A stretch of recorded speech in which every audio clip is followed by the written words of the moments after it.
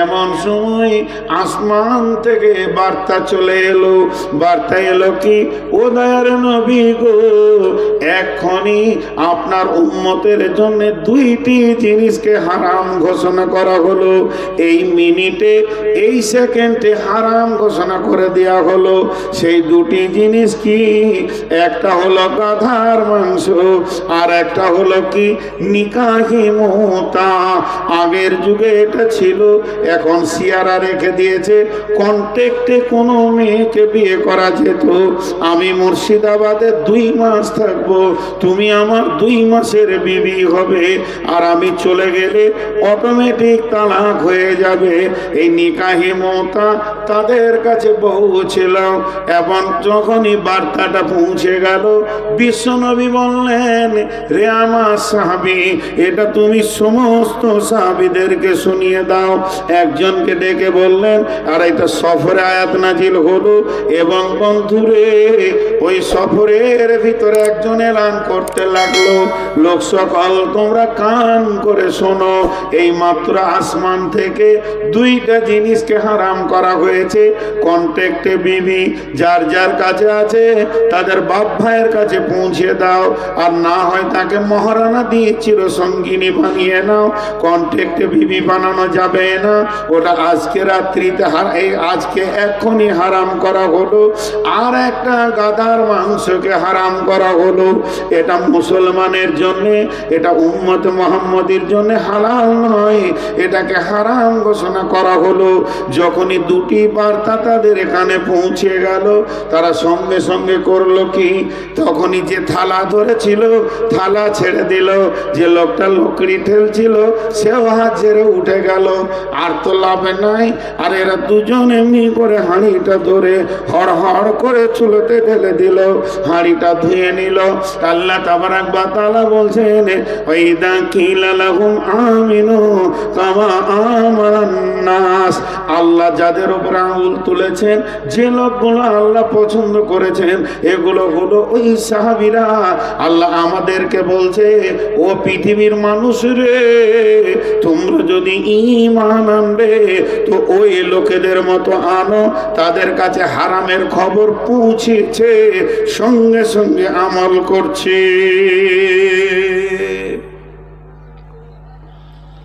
সুদ হারাম কখন জেনেছি?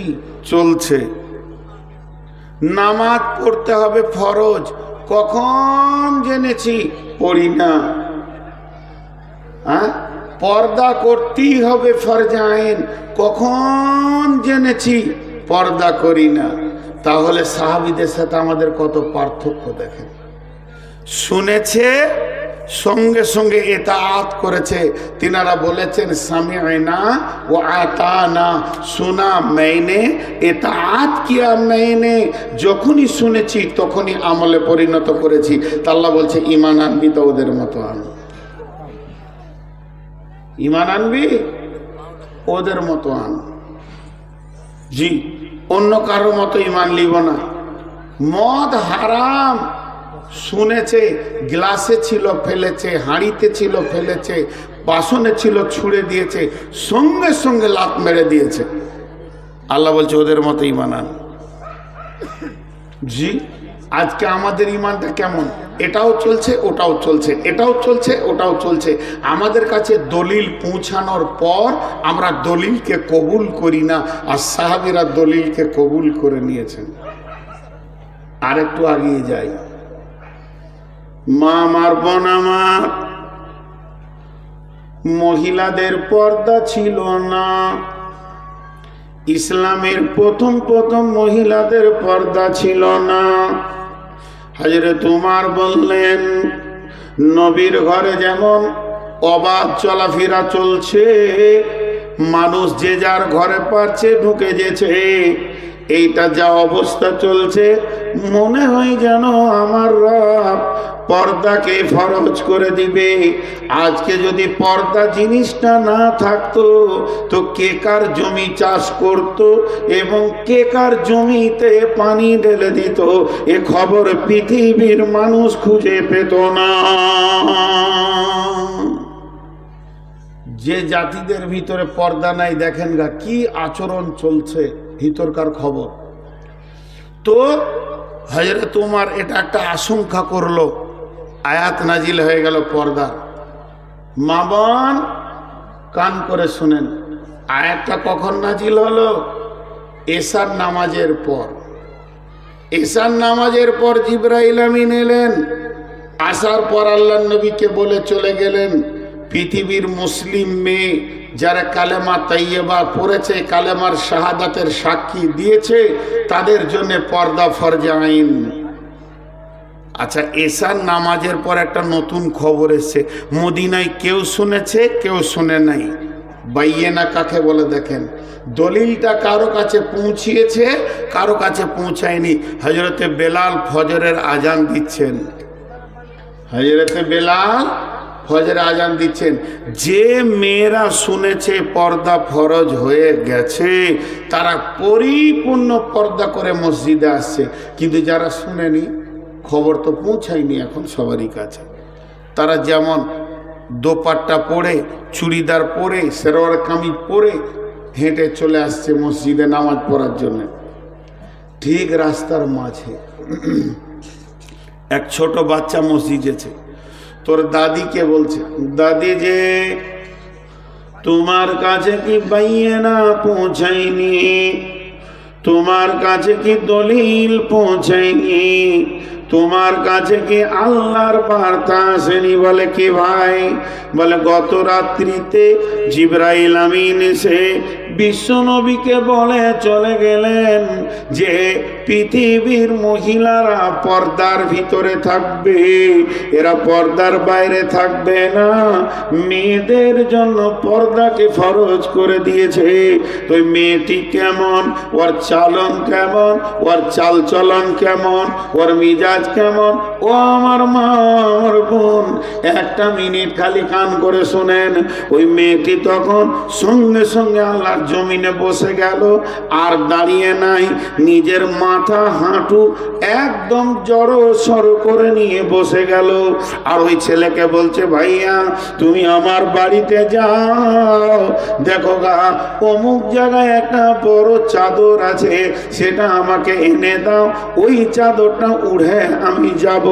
তখন ছেলেটা বলছেন, দাদিজি আপনার কাছে তো খবরটা এখন পৌঁছালো, আগে থেকে পৌঁছায়নি, তাহলে এই ওয়াক্তের নামাজটা আপনি এইভাবে পড়ে আসেন, আর না হয় এই ওয়াক্তের নামাজটা বাড়িতে পড়েলেন, আপনি বাড়ি ফিরে চলে যান, পরের ওয়াক্ত থেকে পর্দা করে আসবেন।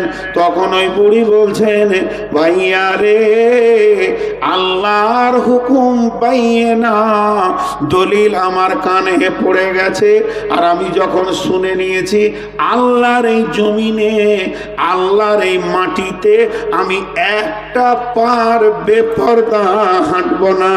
আমি দলিলকে মেনে নিব, দলিলকে গ্রহণ করে নিব, দলিলকে নিজের জীবনে লাগিয়ে নিব। কোরআনের আয়াতটা যেন আমার বডিতে লেগে যায়, ওটাই নিয়ে যেন কিয়ামতে উঠতে পারি। অতএব তুমি গিয়ে আমার চাদরটা এনে দাও। আল্লাহ বলছে, ঈমান আনবি তো ওদের মতো আন।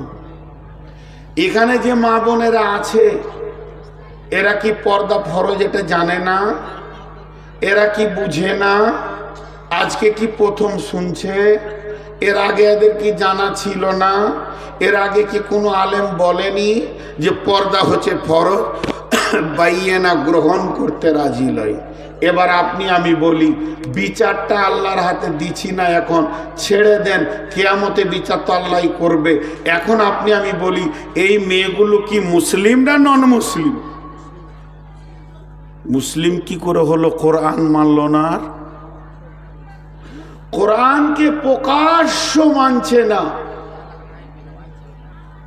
তাহলে এদেরকে কি বিচারে ফেলবেন? আমি নন মুসলিমও বলছি না, কালেমা শাহাদাতের সাক্ষী দিচ্ছে, তাহলে এরা কোন গ্রুপে পড়বে তাল পেছি না, এদের গ্রুপটা খুঁজে পেছি না। কালেমা শাহাদাতের সাক্ষী দিচ্ছে, আল্লাহকে আল্লাহ বলছে, রসুলকে রসুল বলছে, দিনকে ইসলাম বলছে, আর কিছু মানছে না। তাহলে এরা কোথা গেল? এর নাম বাইয়ানা লাই। মা বোন, আর একটা ঘটনা শোনাই। খালি দলিল কাকে বলে দেখেন, আল্লাহ কি এমনি বলেছেন যে তোরা ঈমান আনবি তো ওই লোকেদের মতো আন? সেই লোকগুলিকে, ওই লোকগুলিকে খুঁজে বের করা হচ্ছে এখন। আবু জাহেল নামটা শুনি মনে হচ্ছে যেন একটা বিরাট দামি লোক। আবু জাহেলের বেটার নাম হচ্ছে একরামা, একরামা বিন আবু জাহেল। সে বাপের যোগ্য বেটা। বাপের যোগ্য বেটা বলতে কি বুঝেন? মানে আবু জাহেল যত খাবিস তার 1.5 খবিস ওর বেটাটা, তার মানে বাপের যোগ্য বেটা, ইসলামের প্রকাশ্য শত্রু। তো আবু জাহেলের বেটার স্ত্রীর নাম উম্মে হাকিম। আসলে ওর নাম উম্মে হাকিম নয়, নাম অন্য আছে। হাকিমের মা, ওর বেটার নাম হাকিম, ওই জন্য ওকে হাকিমের মা বলে ডাকে। বেশ কিছু মেয়েদের নাম বিলুপ্ত হয়ে যায় বিয়ের পর, নাম কুলসুমা, কিন্তু ওর ছেলে পিলে হয়ে গেছে, একটা নাম রেখেছে জহির। তো জহিরের মা, জহিরের মা, বোনও বলছে জহিরের মা, ভাইও বলছে জহিরের মা, বাপও বলছে জহিরের মা কোথায় গেল রে, মানে ওর আসল নামটা হারিয়ে গিয়ে এখন জহিরের মা হয়ে গেল। ঠিক ওই রকম উম্মে হাকিম, ওর বেটার নাম ছিল হাকিম, তো হাকিমের মা। তা আবু জাহেলের এটা কে হলো? মেয়েটা বৌমা, ওর বেটার স্ত্রী এই মেয়েটি। শুনেন ঘটনা। যেদিন মক্কা বিজয়ী হলো, বিশ্বনবী মক্কায় আসলেন, সৌদি আল্লাহ নবীর হাতে চলে এলো। এমন সময় আল্লাহর নবী একটা কাগজে পরিচিতে 10 থেকে 12 জনের নাম লিখে দিলেন। নামটা লেখার পর সেটা কাবার দেওয়ালে আবার কাপড়ের সঙ্গে সেটাকে চিটিয়ে দিলেন, আর বলে দিলেন এই 10টা 12টা লোকের রক্তের কোনো মূল্য নাই। এখন যদি আমাকে কেউ মার্ডার করে, আমার রক্তের মূল্য তার কাছে নেওয়া যাবে। আল কাতল বিল কাতলে, কতলের পরিবর্তে কতল। কিন্তু আল্লাহর নবী বললেন এই 10টা লোকের রক্তের কোনো মূল্য নাই। তার মানে হচ্ছে এদেরকে যেখানেই পাবে মার্ডার করে দাও, এদের পৃথিবীর বুকে বেঁচে থাকার কোনো অধিকার নাই।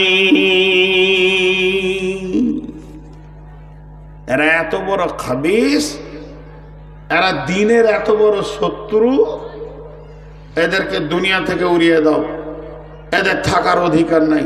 তার মধ্যে ওই লিস্টে 1-2 নম্বরের ভিতরেই যার নাম আছে তার নাম হলো একরামা বিন আবু জাহেল। আবু জাহেলের বেটা একরামা। রসুলের হাতে সৌদি চলে এসছে, সৈন্য শক্তি সব কিছু। এবারে এরা 10 জন লুকিয়ে বেড়াচ্ছে, তার মধ্যে একরামাও লুকিয়ে বেড়াচ্ছে। ওর কানে কেউ বলে দিয়েছে, একরামা খবর শুনেছিস মার্ডারের লিস্টেতে তোর নাম আছে 1-2 নম্বরে। তুই তখন লুকিয়ে লুকিয়ে বেড়াচ্ছে, জানকে বাঁচাবার লেগে লুকাতে লুকাতে পালিয়ে গেল।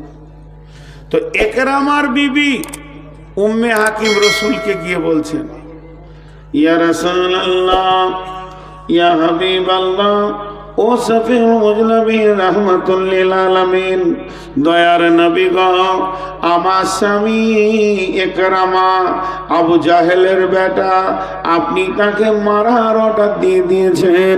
ও যদি মরে যায়, আমি এখনো জোয়ান মেয়ে, আমার জীবন কোথা কাটবে? ছোট ছোট বাচ্চাগুলো রয়েছে, এতিম হয়ে যাবে।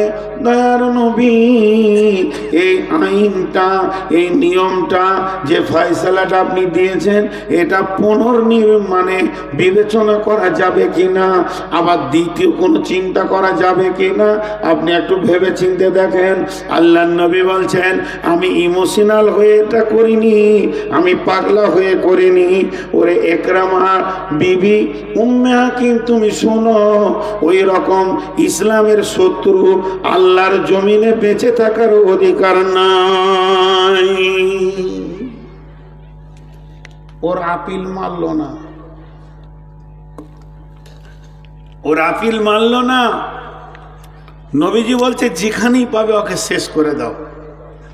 মেয়েটা কত চালাক মা বোন, আমরা ভাবি আগেকার মেয়েদের বুদ্ধি কম, কত চালাক।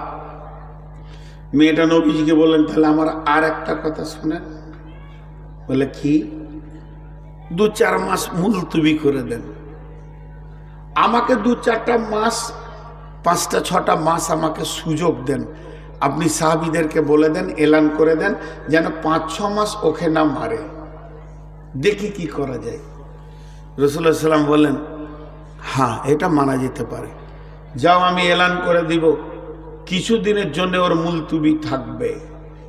এই কথাটা যখনই বলে দিল ও বের হয়ে গেল স্বামীর খোঁজে। আজকের যুগের মোবাইল নয় যে কোথাও আছে পেয়ে যাব, শহরে শহরে একরামা একরামা স্বামীকে খুঁজে বেড়াচ্ছে। খুঁজতে খুঁজতে খুঁজতে খুঁজতে শামে চলে গেছে।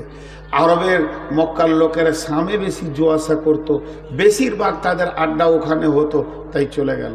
তো মার্কেটে চিল্লাইছে একরামা, তখন ওর কাছে ভিড় লাগিয়েছে। কি হলো জি?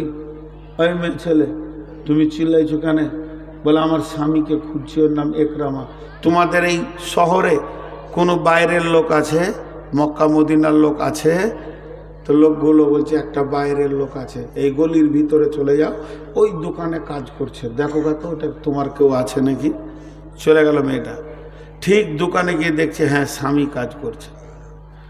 স্বামীকে গিয়ে বলছে স্বামী আমার চলো ফিরে যাই নিজের দেশে।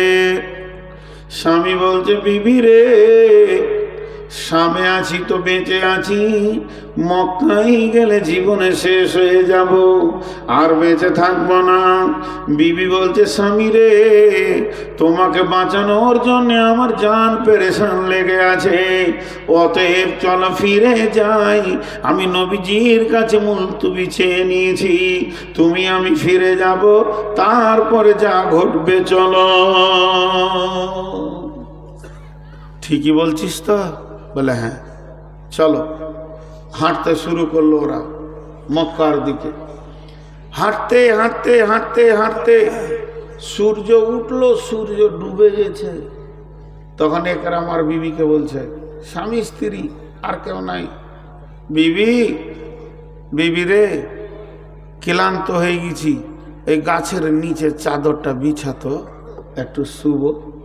তো 2টা চাদর আছে, একটা চাদরকে বিছিয়ে দিয়ে আর একটা চাদরকে বিছাইছে 2 হাতের দূরে।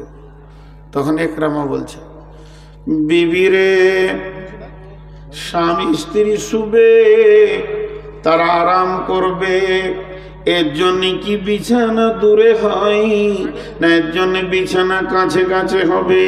কতদিন তোমাকে ছেড়ে থেকেছে, কত মনের কথা, কত কৌতূহল, কত ভয়ে ভয়ে জীবন কাটাচ্ছি বিবি রে। তোমার কাছে কত জানার আছে মক্কার কথা, তুমি আমার কাছে কত কি জানবে, কেমন করে দিনগুলি পার হয়েছে। বিবি রে 2 জন পাশে পাশে থাকবো, কত আলাপ হবে, কত আলোচনা হবে, কত প্রেম প্রীতির আলাপ হবে। ও মা আমার, বোন আমার, মেয়েটি কেমন, মেয়েটি কেমন, মেয়েটি কত বড় ইমানদার। সঙ্গে সঙ্গে স্বামীকে বলছে স্বামী আমার শোনো, আমি তোমার কাছে আর শুতে পারি না, তোমার সঙ্গে আমার পার্থক্য রয়েছে বাইয়ে না, দলিল চলে এসেছে, এখন আমি আর তোমার কাছে শুতে পারবো না। তার কারণ হচ্ছে বিশ্বনবী মক্কায় এসেছেন, আমি বায়াত হয়ে গেছি, আমি কালেমা পড়ে নিয়েছি, আমি কালেমা শাহাদাতের সাক্ষী দিয়েছি, এখন আর আমি মুশরিকা নাই, এখন আর আমি কাফেরা নাই, এখন আমি মুমিনা মেয়ে হয়ে গেছি, আল্লাহ ওয়ালি হয়ে গেছি। আর একটা মুমিন মেয়ে কাফের ছেলের সঙ্গে মিশতে পারে না। বিবি রে তুমি, স্বামী রে তুমি আর কোনো চিন্তা করো না, চলো দুজনেই মক্কায় যাই। যায়, মক্কায় গিয়ে তুমি রসুলের কাছে জীবনের তওবা করবে, নতুন করে কালেমা পড়বে, নতুন কালেমা হয়ে যাবে, তোমাতে আমাতে আবার নতুন বাসর ঘর সাজিয়ে নেব, তার তো কোনো চিন্তা নাই। এখন এক জায়গা সাজা যাবে না, এখানে মধ্যখানে দলিল কাজ করছে বাইয়ে না। কেমন মেয়ে এখানে আসলো, মক্কায় পৌঁছে কালেমা পড়লো, রসুলের হাতে হাত দিয়ে বায়েত হলো, সেই ইকরামা আবার হাদিস বর্ণনা করেছে। কেমন মেয়ে, তারা দলিলকে কিভাবে মেনেছে। জি, নামাজ ফরজ আমরা জানি না, শুধু জুমার দিন নামাজ পড়লে ও নামাজি লয়, এটাও তো জানি, তবে কেন দলিল মানছি না? আমরা নাজাত পাবো? আল্লাহ বলছে ওদের মতো হ। বিশ্বনবী এই দলিল দিয়ে ইসলাম নামে জিনিসটা তৈরি করেছেন।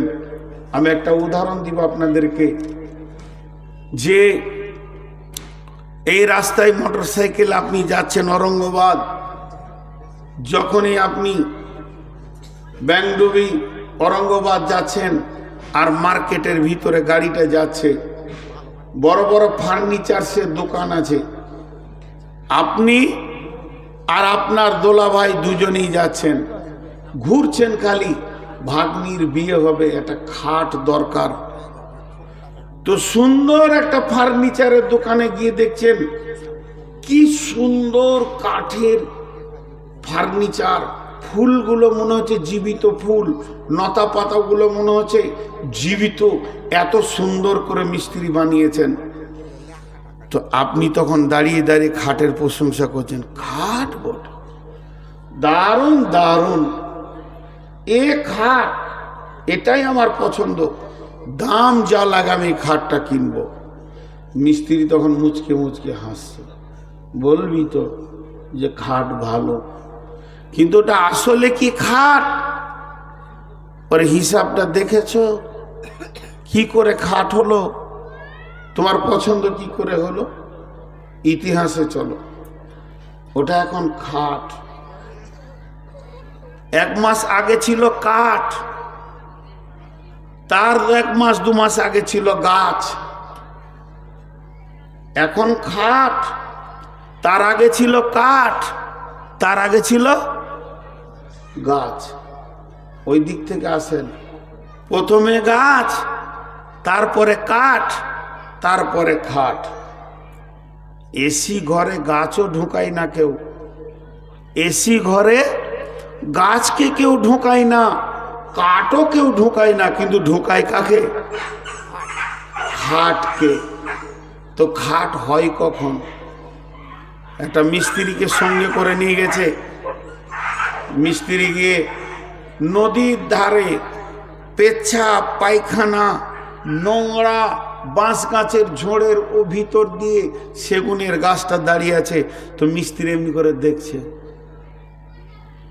দেখছে তোর মগজে কতগুলা জিনিস এলো, কররটা কোথা মারবো, কোন সোজা করাকে ফালি করব, তারপরে কত নম্বর কাঠ বের করব, কত কত সাইজ বের করব। আপনি আমি দেখছি গাছ, আর মিস্ত্রি দেখছে খাট। কথা ঠিক না ভুল? মিস্ত্রি দেখছে খাট, দিয়ে তারপরে বলল লিভারকে চলো কাটো। ও পড়লো তো পায়খানার ওপরই পড়লো, তুলে নিয়ে এসো, ধো, 7 ফুটের মাথায় একটা মারো, এখানে একটা পিস করো, আবার একটা করো, এই ডালটা আলাদা করো, ওইটা আলাদা করো, চলো ট্র্যাক্টরে উঠাও।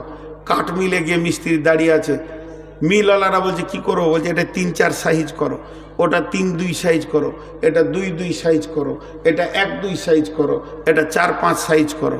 সাইজ চলছে, মিস্ত্রির মগজে খাট দেখতে পেয়েছে।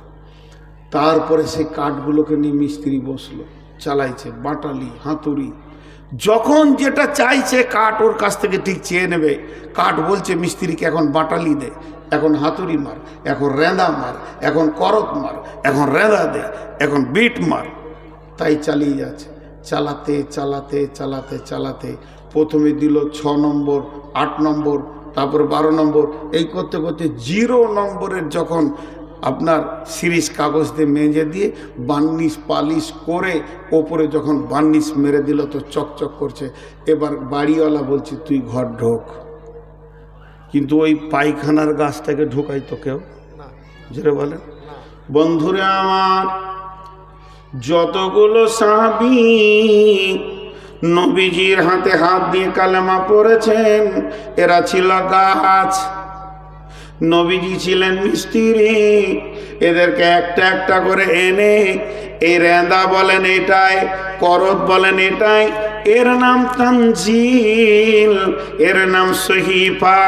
যখন যেটা প্রয়োজন হয়েছে সে আয়াত দিয়ে ঘষে ঘষে ওই আবু বকর মুশরিক, হযরতে ওমর মুশরিক, এরা ছিল কাফের মুশরিক।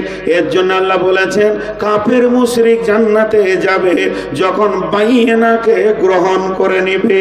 তো বিশ্বনবী কেমন মিস্ত্রি ছিলেন, এই রকম ঝোড় জঙ্গল নোংরা গাছগুলোকে কেটে এমন খাট বানিয়ে দিলেন তারা হায়াতি খবর পেয়ে গেল। আবু বকর জান্নাতি, উমর জান্নাতি, ওসমান জান্নাতি, তারা জান্নাতে জায়গা পেয়ে গেল। তাহলে মিস্ত্রির হাতের মূল্য কত? তাই আমার আল্লাহ বলছেন হাত্তা তাতিয়াহুমুল বাইয়িনা। ওই কাফেরগুলো মুশরিকগুলো এমন ছিল, ওরা বাইয়িনার অপেক্ষা করছিল, অস্ত্রের অপেক্ষা করছিল যে আমাদেরকে কে সুন্দর করে বানাবে। আল্লাহ বলছে রাসূলুম মিনাল্লাহি ইয়াতলু সুহুফাম মুতাহহারা। আমি তখনই রসুলকে পাঠিয়ে দিলাম একটা পবিত্র মেশিন দিয়ে। এই মেশিন দিয়ে আমার নবী তাদেরকে তেলাওয়াত করে শোনাতে লাগলো, আর একটা একটা একটা একটা করে ধরে ধরে এত সুন্দর মানুষ বানালো তারা পৃথিবীতেই বেঁচে থেকে টাইটেল পেয়ে গেল রাদিয়াল্লাহু আনহু, মানে ওদের উপরে আল্লাহ রাজি আছে।